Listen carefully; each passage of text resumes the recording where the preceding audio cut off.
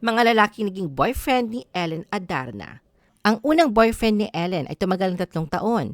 Hindi pinangalanan ni Ellen ang lalaki pero ayon sa kanya ay talagang nasaktan siya na maghiwalay sila. Baguhan pa si Ellen noon sa showbiz na magkaroon sila ng relasyon ng PBA player na si JC Intal. Saglit lang naging sila ni JC.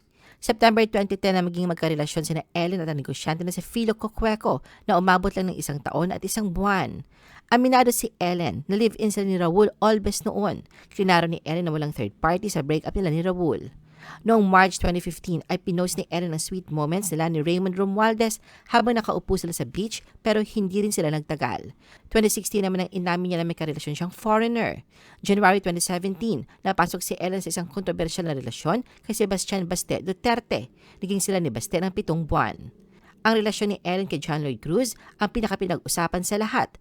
2019 na maging matunog ang breakup ni John Lloyd at Ellen. Sa loob ng wala pang 4 na buwan mula na magkakilala, naging magkasintahan sila Derek at Ellen Adarna. Sina Derek at Ellen ay opisyal na naging mag-asawa matapos silang ikasal noong November 11, 2021 at ngayon ay meron na silang anak.